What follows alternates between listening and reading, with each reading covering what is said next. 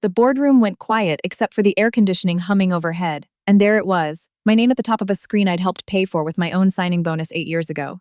The title read Q3 Compensation Restructuring. Below it, the first line, Margaret Wexler, VP of Client Strategy. Base salary reduced 35%. Bonus structure suspended pending review. My husband stood at the head of the table in the navy suit I'd picked out for him at Nordstrom last spring. His voice was even, rehearsed. We're streamlining leadership costs across the board. I trust everyone here understands the bigger picture. He didn't look at me. He'd practiced not looking at me, I realized, the same way he'd practiced everything else lately. Calm, measured, like a man reading from a script he'd written in private. 10 minutes earlier, I'd sent him the renewal numbers for Whitfield Logistics and the Callaway account. Combined, those two clients alone covered almost 2/3 of our agency's annual revenue. I had built those relationships over 6 years, flown out to Ohio in a snowstorm once just to shake a man's hand before a competitor could. And 10 minutes later, my name was the first one cut. Beside Daniel, in the chair that used to belong to our junior strategist. 6 days on the job. Title: Special Consultant to the CESE. He leaned forward, all soft concern. Dan, isn't this a little sudden? Margaret's carrying half the department. Daniel's mouth tightened into something gentle.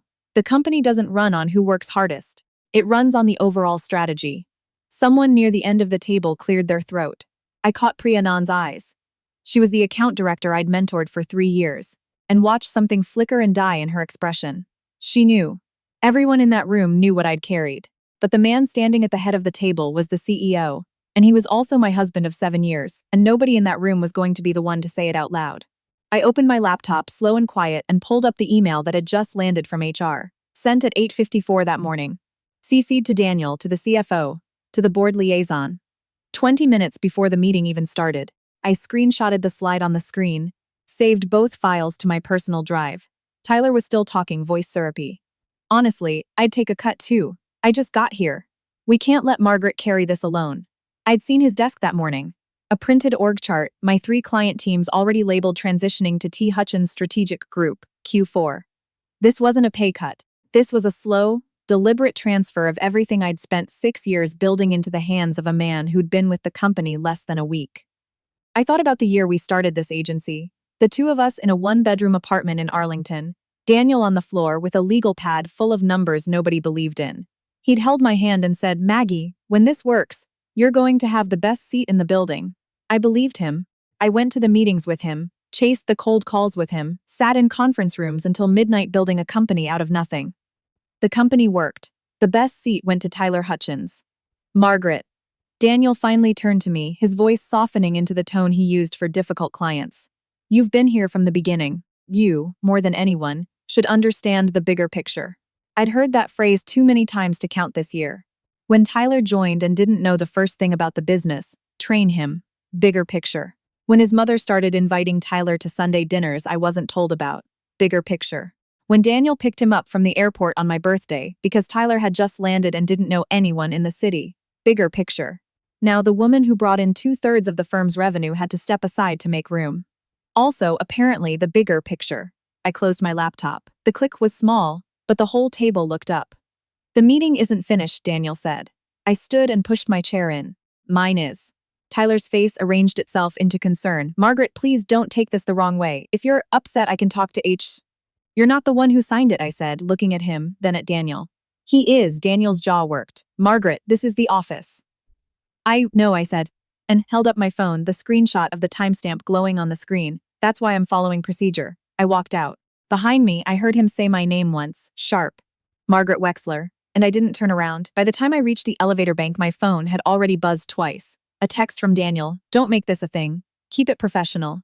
I read it once, took a screenshot, and saved it next to the others. The HR director, Donna Castellano, looked up from her desk and went still when she saw my face. She'd been with us for 9 years. She'd seen me revising proposals at 3 in the morning. She'd also seen Daniel hand the first champagne toast at our 5-year anniversary party to an investor, forgetting to introduce me even though I was standing right beside him.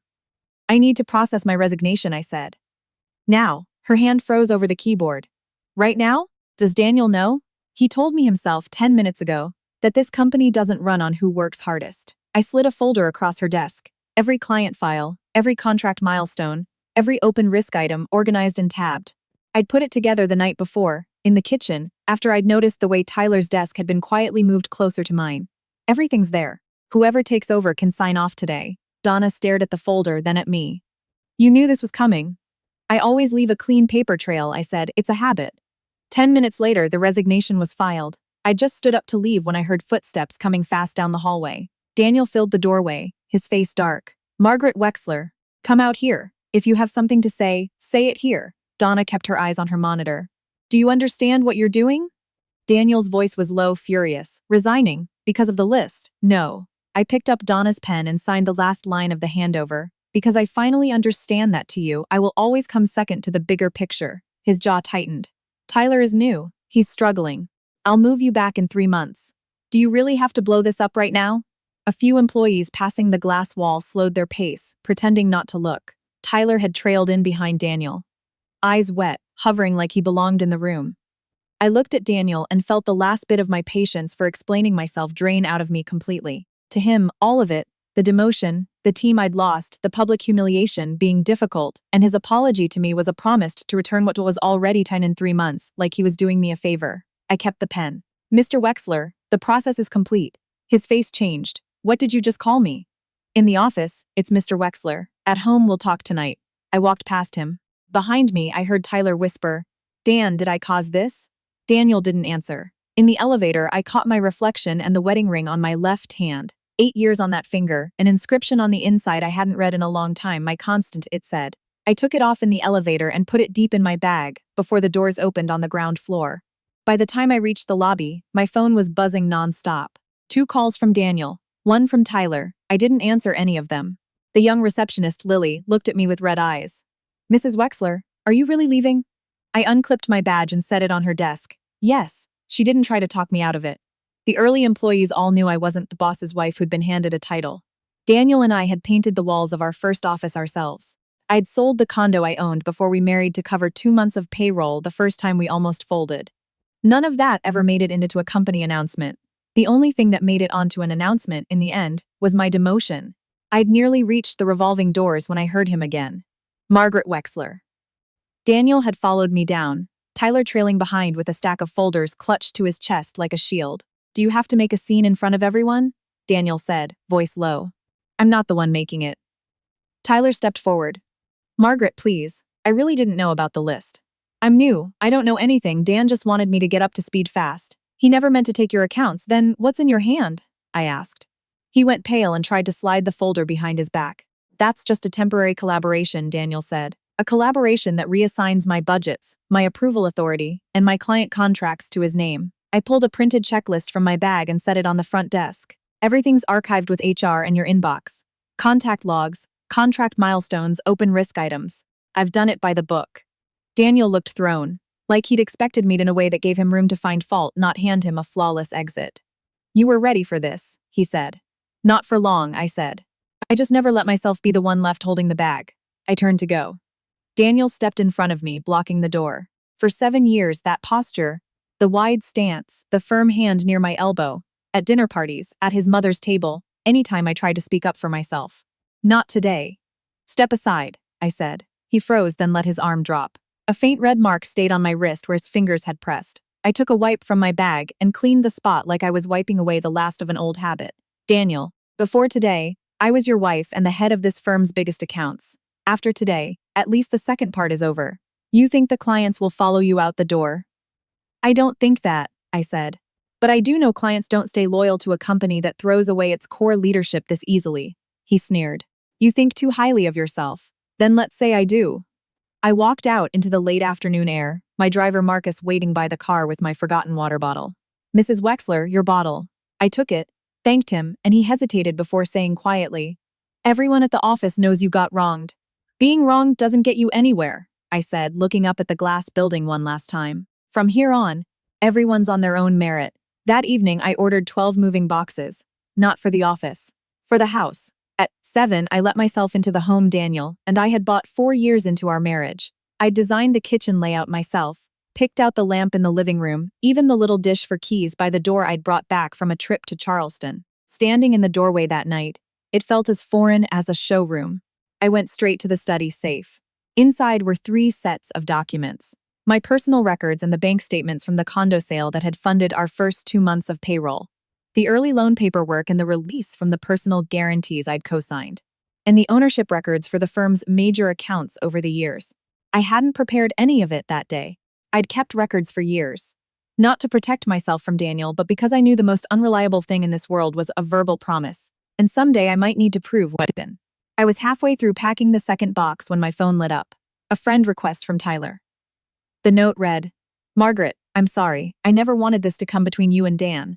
I didn't accept it." A minute later, a text followed. "I know you don't like me, but Dan's been exhausted for years. He says I'm the only person around here he can actually relax with. You're his wife. Shouldn't you want that for him too?" I stared at the screen a long time. So it wasn't only the company he wanted.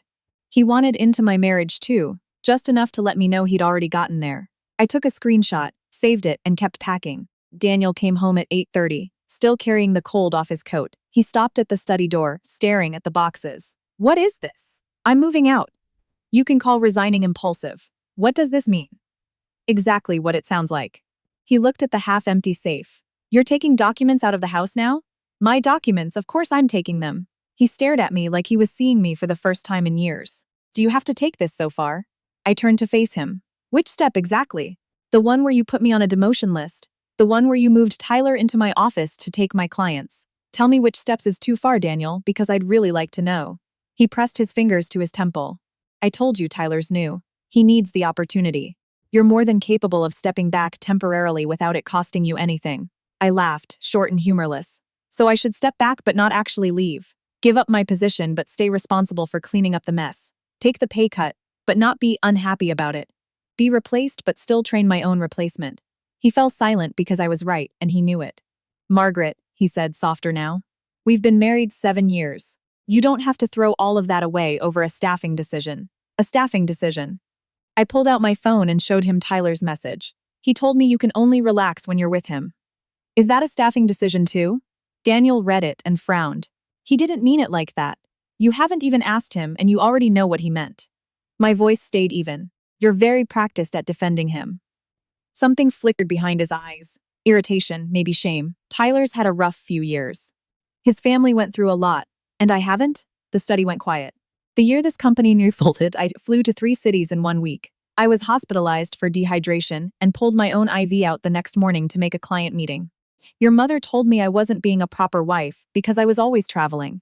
I never said a word back. You got food poisoning at your cousin's wedding, and I sat up with you until 5 a.m. before driving straight to a pitch meeting. Have I had it easy, Daniel? His mouth opened, but nothing came out. I knew he wasn't ignorant of any of it. He was just used to it, used to me never crying out, never once fighting for myself. So when Tyler showed up with wet eyes, Daniel felt like someone finally needed protecting, while I could always be counted on to endure a little more. He stepped closer, reaching for my hand. I stepped back. His hand hung in the air. "Margaret, don't do this. Don't talk to me like it's a negotiation. How would you like me to talk instead? Cry and beg you not to cut my pay, not to hand my clients to him, not to take my job." He said nothing. I set the ring box on the desk and slid the ring off my finger. His face changed instantly. "Resigning was a work decision," I said. "Moving out is a life decision. As for the marriage, we can handle that through the proper process. You want a divorce? Because of Tyler?" "Not because of Tyler," I said, looking him dead in the eye. "Because every time you had to choose between him and me, you never once chose me." The doorbell rang, the movers. 2 men stepped in carefully, sensing the room, and worked in silence while Daniel stood in the study doorway and watched me carry box after box past him. At the end he asked, quiet, "Where are you staying tonight?"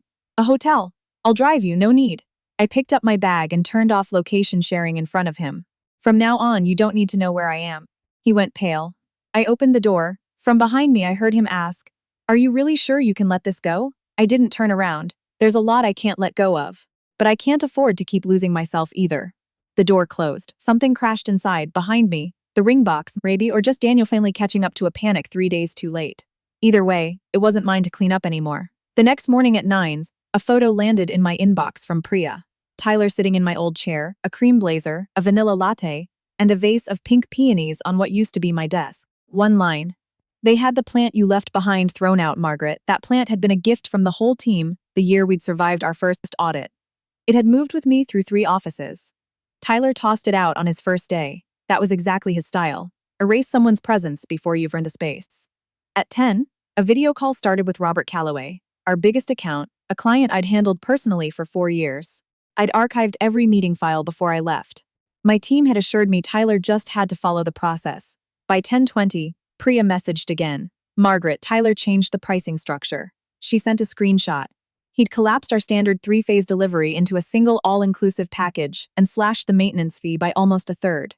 Not a discount, a way of hiding long-term risk under a short-term win, the kind that would eventually crater the delivery team and the client's trust both. My phone rang before I'd even finished reading. Robert Calloway, voice tight. Margaret, are you still on this account? I resigned yesterday. Silence, then a flat laugh. That explains why your colleague just told me he's taking over, and can't explain why we split phase 1 into 3 stages. But he's offering me a discount like it's nothing. Mr. Calloway, you'll need written confirmation from the firm on who's responsible if this goes wrong. I can't make commitments on their behalf anymore. Understood. His tone softened before he hung up. Let's talk separately sometime, Margaret. I created a new folder on my laptop, post-resignation boundaries, first file, a record of that call. I emailed Robert directly, copying the firm's general account address, confirming the date of my resignation, and that I no longer represented the company in any pricing or delivery decisions. 15 minutes later, Daniel called. What was that email to Calloway supposed to mean? Exactly what it said. You know how much he relies on you, what's he going to think of us now? He'll know where the lines of responsibility are. You can resign, Margaret, but don't sabotage the company. Am I the one sabotaging it? Did Tyler review the delivery records before he changed the pricing? Did he ask the tech team what it would cost? Did he confirm what the client actually needed? He's new, it's normal to make mistakes. Can't you just give him a heads up privately? I laughed. You demoted me, handed him my clients, and now you want me to quietly teach him not to fail. Don't you see how absurd that is? He went quiet, because he knew I was right. Come back tonight, he said finally. We need to talk properly. I'm not coming back, then I'll come to you. Which hotel? None of your business. He hung up. By afternoon, Priya told me the Calloway call had ended early. Tyler had frozen 3 basic questions and Daniel had to step in to save face. Calloway's only comment afterward, I'm not here to train your new hires. That line traveled through the whole firm by lunch. At 4, my old account director, Marcus, different Marcus, not my driver, called, voice low. Margaret, it's chaos over here. Tyler's demanding access to all the client files, including your private notes. We're refusing, but he's saying it's a direct order from Daniel. Those notes held things that weren't secrets, exactly. Just trust I'd built over years. A client's father going through Kipo, a manager who hated Monday calls, the exact week not to push a renewal. Not material for Tyler to mine for credibility. Private notes were never part of the handover obligation, I told him. You don't owe him those. He exhaled. Got it. Margaret, are you really not coming back? I looked out the hotel window at the traffic below. Nobody's life stops because one person leaves, Marcus. Don't put your hopes in someone who's already gone. That night, I received another text from Daniel. Tyler got grilled by the client today and cried. Happy now? I stared at it a long moment before answering. Asking questions isn't grilling. Not being able to answer them is the problem. He didn't reply. At 9, Tyler posted a photo of the peonies on his desk with a caption about heavy responsibility and not wanting to disappoint the people who believed in him. Priya sent it to me with a screenshot of her own like, explaining she'd only done it to make sure I saw it. I told her to ignore him and just document her own work. 10 minutes later, our finance manager, a woman named Aubrey, no, I need to be careful here, texted me a budget screenshot. Tyler's special client engagement fund had been increased by $40,000, approved by Daniel, listed under client relationship restoration. That money had been earmarked for my team's next quarter delivery insurance. He couldn't handle the work, so he was trying to buy his way through it, with money meant for something else entirely. That night, I organized 3 files. The restructuring memo, the client transition plan, and the budget reallocation. Each one looked innocuous on its own. Together, they told a single story. Daniel hadn't acted on impulse. He'd planned this for months. He just hadn't expected me to actually walk away. On the 3rd day, the company started coming apart. Calloway's firm sent a formal letter suspending the renewal, citing uncertainty in account leadership. 2 other clients followed with similar language within hours. Priya said the whole floor felt frozen. Tyler had been locked in Daniel's office since morning, and 2 project leads nearly came to blows the conference room over who'd be blamed. I felt no satisfaction watching it happen. I just looked at the date. 3 days. At 10:40, Donna messaged me. Margaret, Daniel's here demanding we retract your resignation. I picked up came less than a minute later. Daniel, This call is being recorded. A pause. Margaret, come back. This isn't a request. In what capacity? Will my salary be restored? My team's authority? Will Tyler be off the accounts? Silence. You already know what the real problem is, I said. This isn't the time to argue logistics. 3 clients have paused. The firm is in serious trouble. That's the firm's problem. I was part of the founding team, and yesterday I was the first name on a cut list. I can withdraw the list. You can't withdraw the humiliation that already went out, Daniel.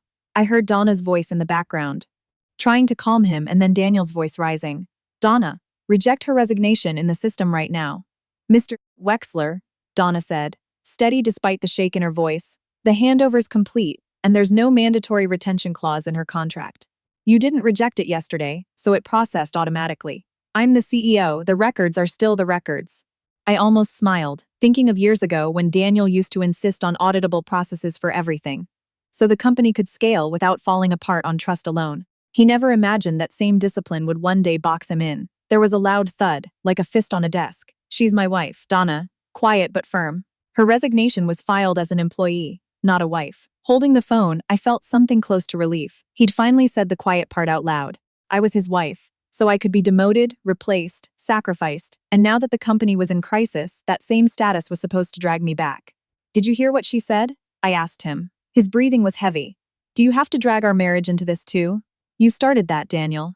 The moment you used husband to demand I understand Tyler. The moment you decided that as your wife, cleaning up your messes was part of the job. I hung up before he could answer. Behind the call, faintly, I'd heard Tyler's voice. Dan, maybe I should just apologize to her. And Daniel's silence in response. That afternoon, the company group chat lit up with theories. I'd taken clients out of spite.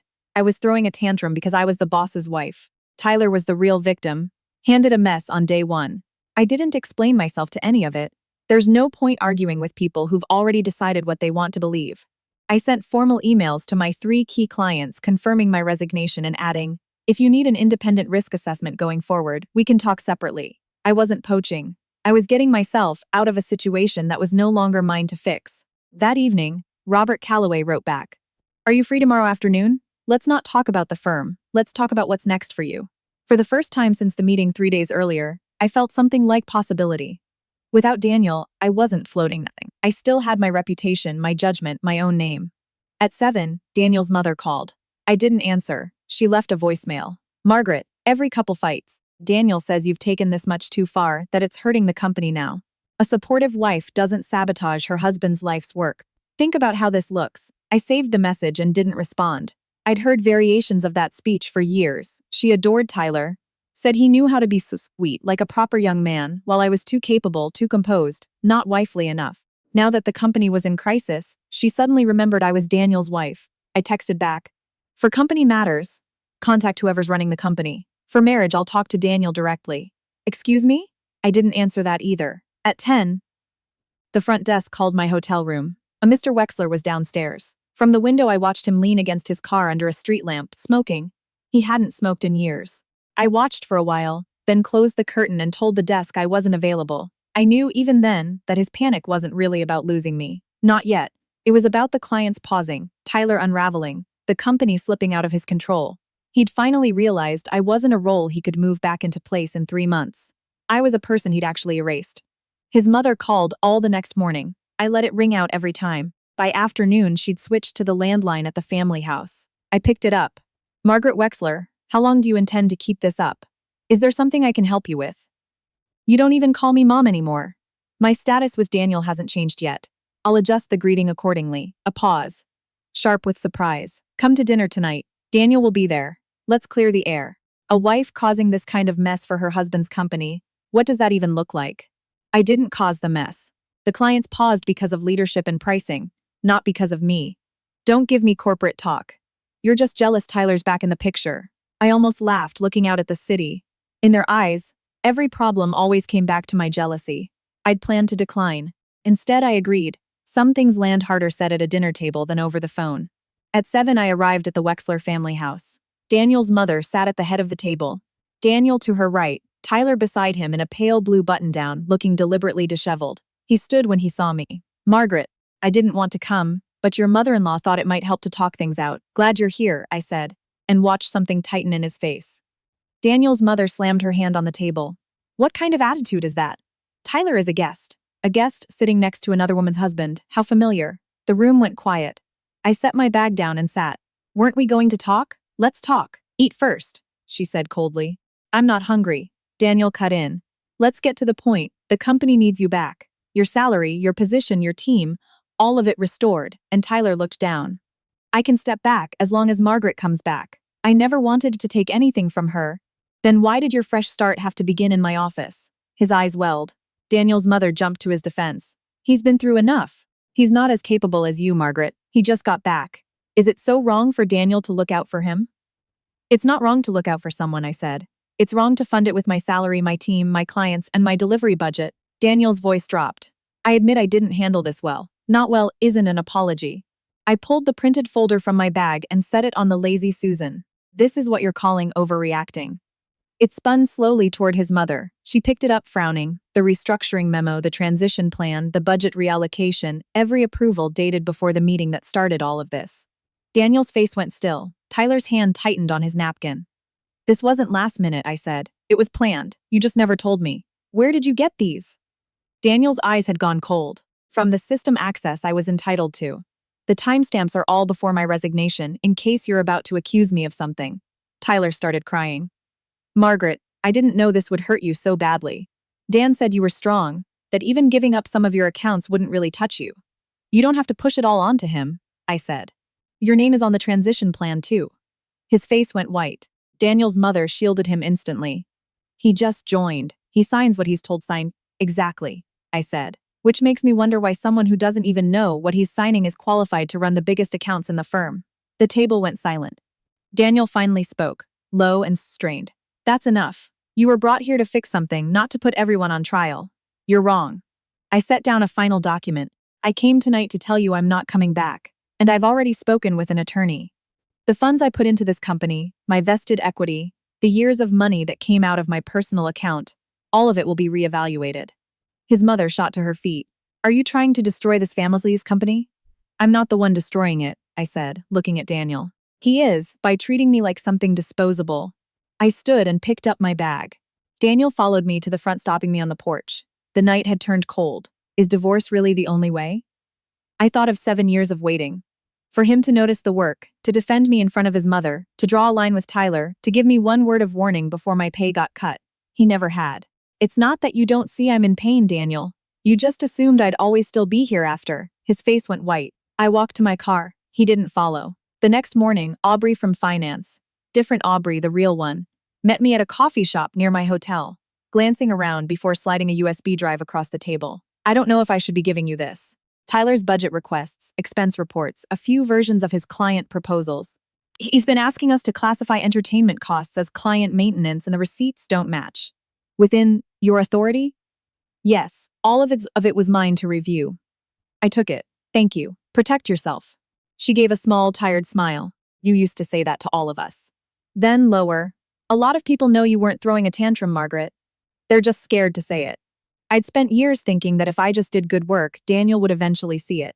The truth was, plenty of people had seen it all along. The one person who should have just chose not to. Back at my temporary office, I opened the drive. Tyler's proposals were worse than I'd imagined. He'd lifted whole sections from a proposal I'd written for Callaway the year before, swapped the logo and a few numbers, and sent it to a different client in a completely different industry with different risk requirements.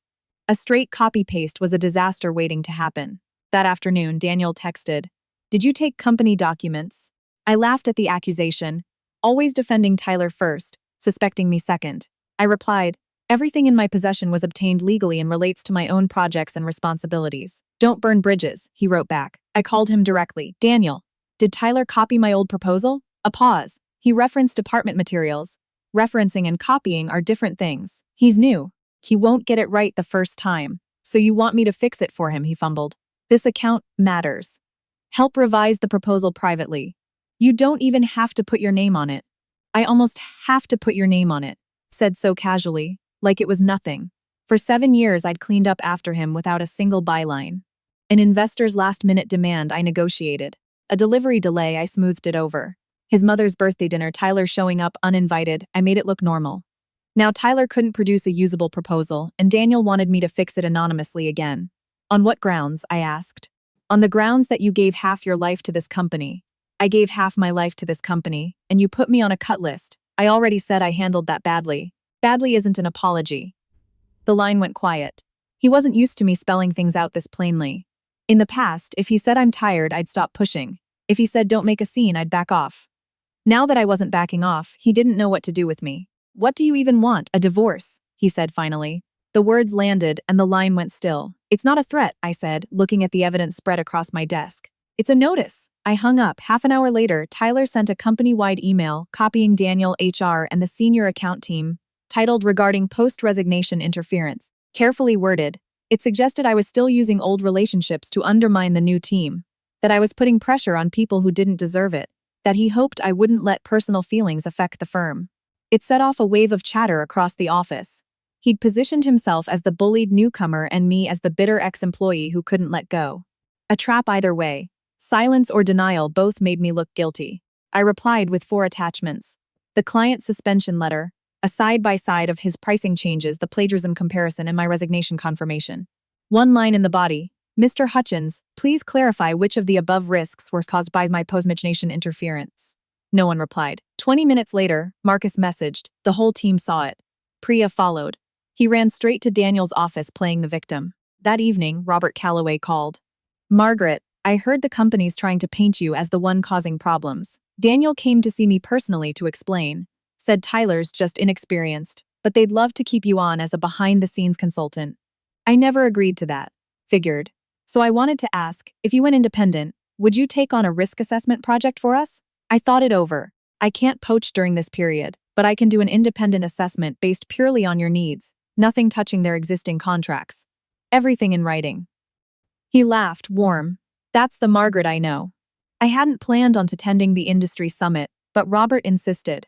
We're not talking about your old firm. We're talking about the industry. You shouldn't disappear from this circle over one bad marriage. That sentence stayed with me longer than I expected. For 7 years, whenever people mentioned me, it was Daniel Wexler's wife. She's sharp. Rarely just Margaret. I wore a black suit and sat in the back row. Daniel walked in with Tyler half an hour later. Tyler in a sharp gray suit, a company badge pinned to his chest like a medal. He saw me first. His face froze for half a second before he recovered. Daniel went up to speak when the firm was introduced, talking about a younger, more dynamic client engagement model. Tyler sat in the chin tilted up like a newly minted star. I sat in the back, expression flat. During Q&A, Robert raised his hand. Who's heading client strategy? Daniel said, I'm overseeing personally. And Margaret Wexler. The room went quiet. Daniel glanced at me. Tyler's eyes flickered with panic. Margaret's taking some time for personal reasons, Daniel said. I picked up a table mic. A correction. I'm not taking time. I formally resigned. Murmurs rippled through the room. Tyler stood quickly. Margaret, this is an industry event. I don't think this is the place for internal matters. I'm correcting the record. Robert leaned in. This isn't internal. A change in leadership is a risk factor for every client in this room. Another client nearby added that they'd always dealt with me directly and deserved an explanation for the sudden change. Tyler forced a smile. I assure everyone Margaret left thorough documentation and I'm working hard to get up to speed. This firm doesn't run on one person. It was a good line, not everyone bought it. Mr. Hutchins, Robert said, in the proposal your firm sent us, you cut the maintenance fee under 10%. Who's covering the cost of service over the next 3 years? Tyler looked to Daniel. Daniel started to answer, but Robert cut in. I'm asking Tyler. He's coordinating, he should know. Tyler's smile cracked. He fumbled through his papers. That part's still being optimized. The room stayed silent. His eyes turned red, and he looked at me like I'd wounded him personally. Margaret, you see they only trust you. I've been trying so hard. Why can't you just give me a little time? Before I could answer, the woman beside me spoke up, calm and clipped. Mr. Hutchins, clients aren't your professors. We don't owe you a learning curve. It landed harder than anything I could have said. Tyler froze completely. Daniel stood at the podium, his face grim, looking at me like he hoped I'd step in and smooth it over the way I always had. The old version of me would have. I would have reframed the question, saved the room, protected the firm's image and Daniel's along with it. I just set the mic down. I wasn't saving anyone today. Daniel had to handle it himself. We can discuss the details privately afterward, he said. Robert didn't press, just added lightly. Mr. Wexler, we weren't buying Margaret's delivery. Every eye in the room turned to be Tyler flushed crimson. Daniel went pale. I stood. Thank you for your trust, Mr. Calloway, but I've left the firm and can't speak on its behalf. If any of you need independent consulting within legal bounds, you can reach me directly. For active accounts, please go through the team. I picked up my bag and left. No scene. Everyone in that room understood anyway. I'd cut ties. Outside, Daniel caught up to me on the steps. Did you have to humiliate me in there? Which part of what I said was false? He had no answer. You said you'd take time off. I corrected that I resigned. You put Tyler on point. A client asked him a basic question. Humiliation isn't something other people hand you, Daniel. You arrange it yourself. His eyes held something between rage and panic. You knew he couldn't handle that kind of pressure. Why put him up there? He didn't answer because the answer was simple. He wanted Tyler's glory and my competence, both at the same time, for free. The world doesn't make that deal. Tyler ran out of the hotel entrance, frantic. Dan, did I embarrass you? Daniel reflexively reached to steady him, the motion so practiced and automatic it finished off whatever doubt I had left. I laughed, short and disbelieving. Daniel turned, what's funny? How did I not see it before? You're not bad at protecting people, Daniel, you just never chose to protect me. He looked frozen by the sentence. I got in the car. Before the door shut, he grabbed it. Margaret, let's talk. Don't let the client see an even worse scene than this one. I closed the door gently. As we pulled away, I saw Tyler clutching Daniel's sleeve in the mirror, but Daniel was watching my car. A look that arrives too late means nothing. After that, Daniel tried to reach me constantly. Calls I didn't answer. Then emails offering a consulting contract on whatever fee I wanted. I replied with one line, I don't take work related to the firm. Then texts. A marriage isn't a job, you can't resign from it. I didn't respond to those either. Finally, he showed up outside my apartment building, thinner than I'd ever seen him, circles under his eyes. Margaret, how did you find this place? He didn't answer at first. My mother had the driver follow you once. I gave a hard laugh. Of course she did. I told her off. You always tell her off, I said. And I'm always the one who pays for it. Margaret, I know you were wronged. It was the first time he'd admitted it outright. Too late to mean much. The list, he went on. I shouldn't have done that without telling you. And Tyler's promotion was rushed. You're still dodging the real thing. Then what do you want me to say? Fine. I was wrong. What were you wrong about exactly? That question seemed to cost him more than anything else I'd asked. After a long pause. I shouldn't have put your name on the list. Not enough. I shouldn't have let Tyler take your clients. Still not enough. Margaret, what is it you want from me? I felt suddenly completely tired. You're not bad at apologizing, Daniel. You just don't know what you actually did wrong. You treated me like your fallback. You can take care of Tyler, give him chances, compensate him for whatever he's been through.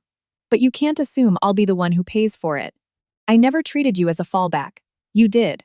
Every time Tyler couldn't handle something, you came to me. Every time the company was in trouble, you came to me.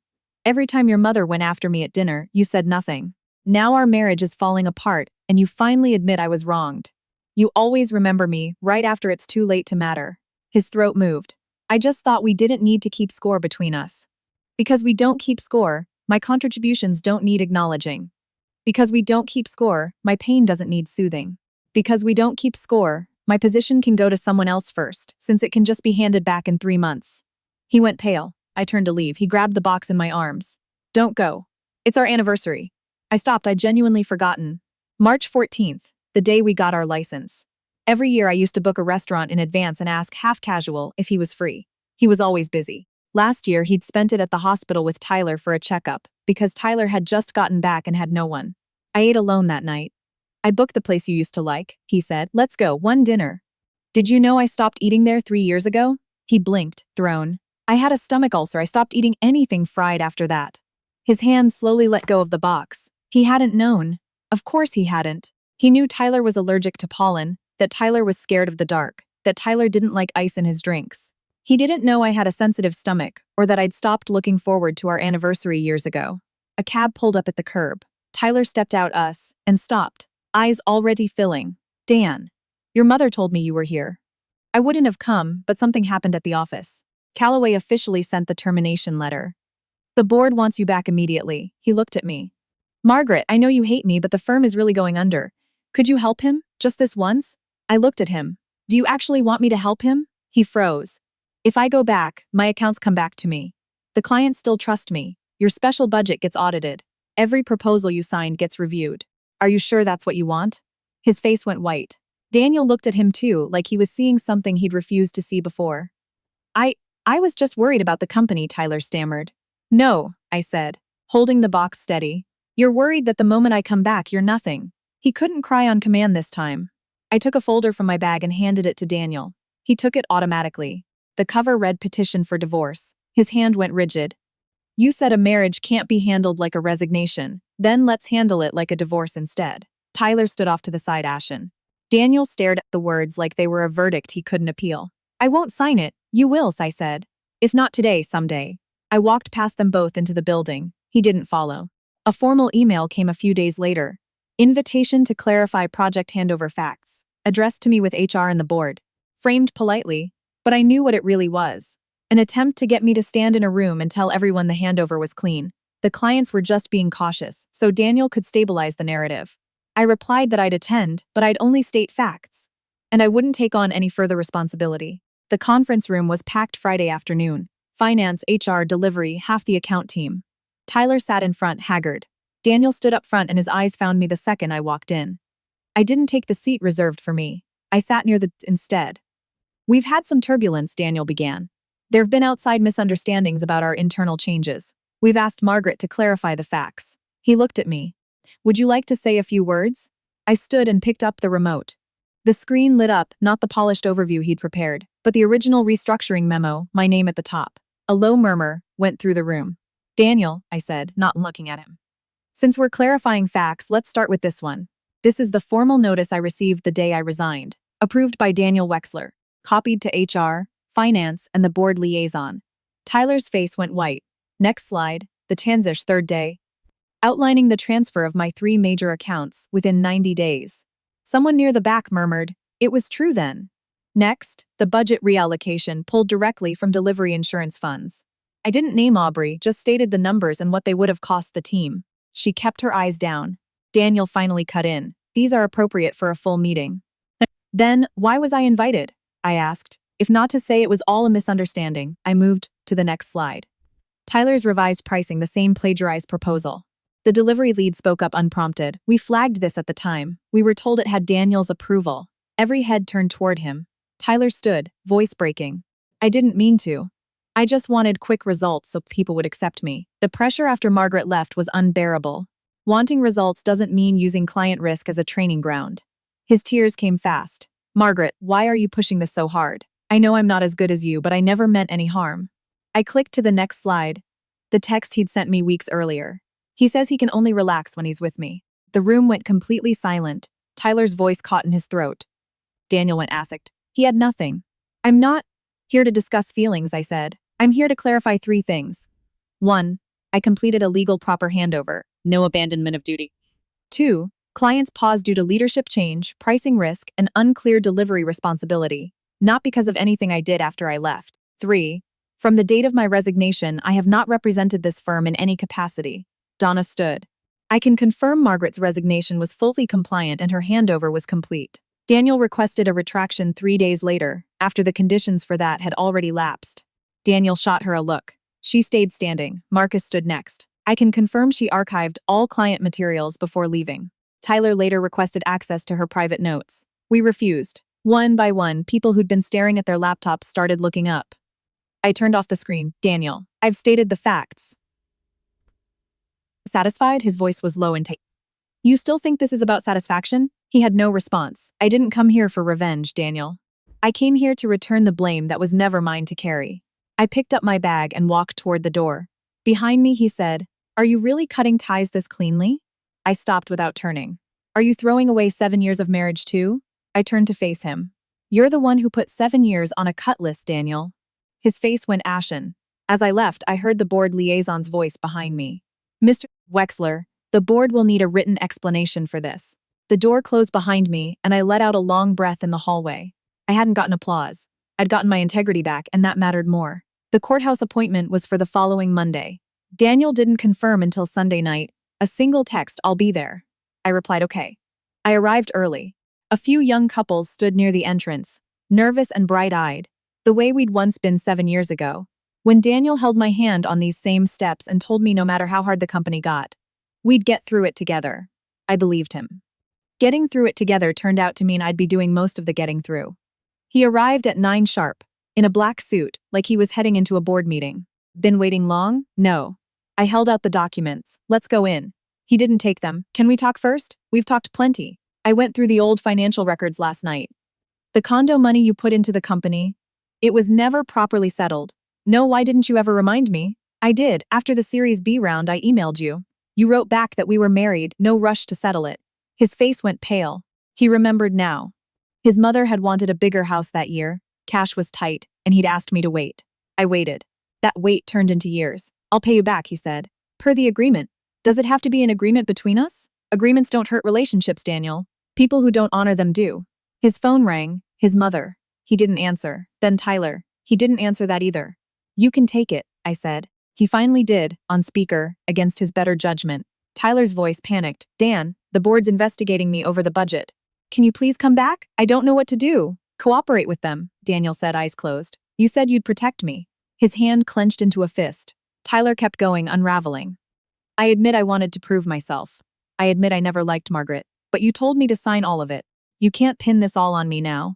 You promised me a position. You said she was strong, that she wouldn't really mind, that she was your wife and would clean up the mess in the end. People came and went around us at the courthouse steps. Daniel's face slowly turned gray. Tyler kept crying. I'm not a bad person. I was scared I'd have nothing. Scared you'd go back to her. That's why I wanted her job.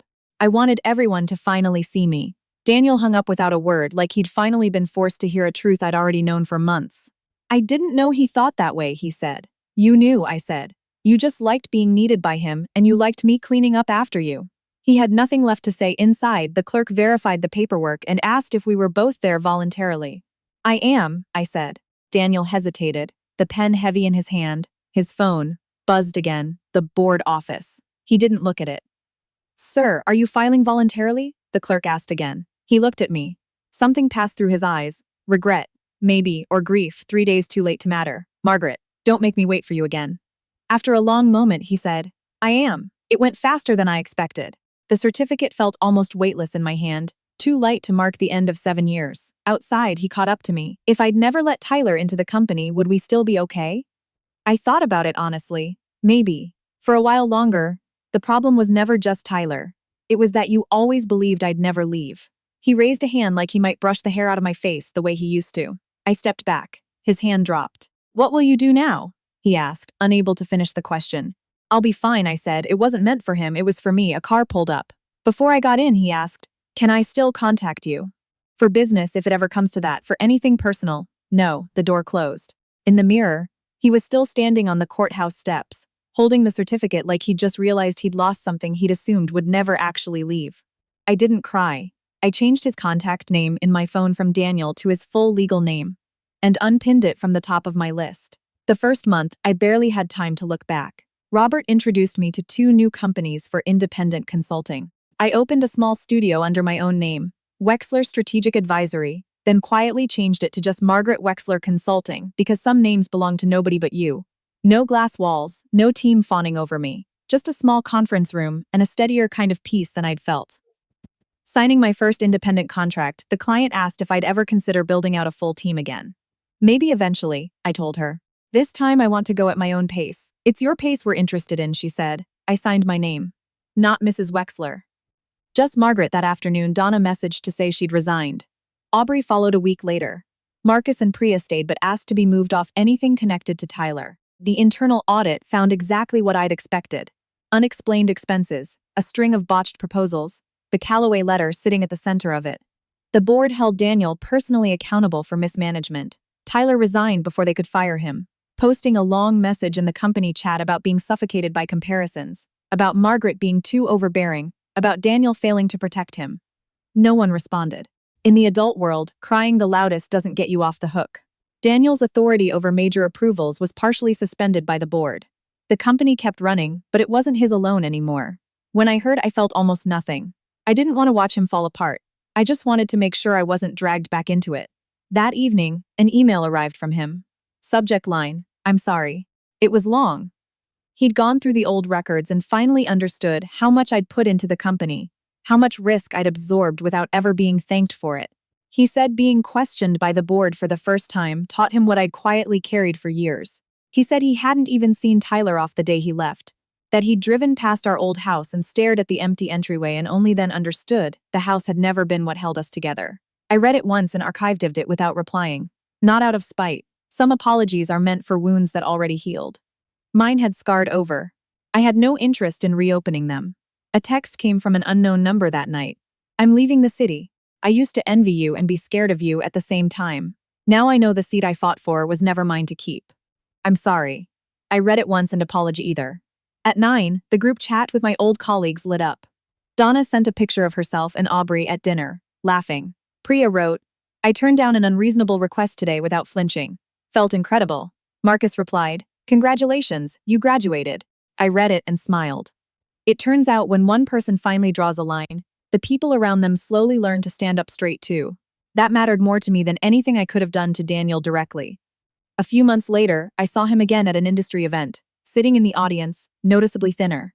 I went up as the founder of my own firm to close a deal of my own. When the spotlight hit me, I remembered briefly a long time ago when he'd promised me the best seat in the room.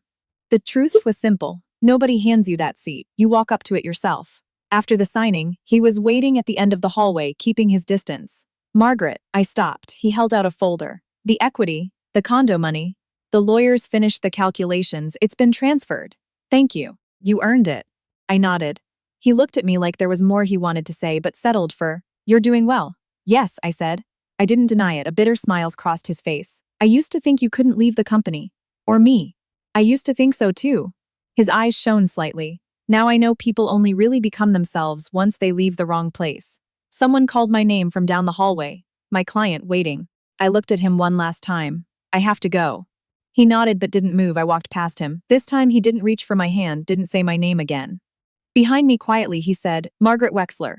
I hope you do well. I paused for half a second but didn't turn around. And I hope you learn to actually see people. That was the last thing I ever said to him. Not a blessing. A closing of the books. Months later, my new office had better light than the old one ever did. I kept a plant by the window, close to the one I'd lost. When Priya visited, she pointed at it and said it looked healthier than ever. It can thrive anywhere, I told her. And she nodded, missing the second meaning entirely. Of course, she said. Anything you grow turns out well. Looking at the new leaves, I understood something clearly for the first time. I'd spent years shielding people. Daniel from the company's risks, his family from their own cracks, Tyler indirectly from his own failures, a marriage from a rot that had set in long before I noticed it. You can't keep being someone else's fallback forever. Eventually you run out of road of your own. I'm not anyone's bigger picture anymore. I'm not anyone's safety net. I'm Margaret Wexler and I'm finally walking forward, not looking back.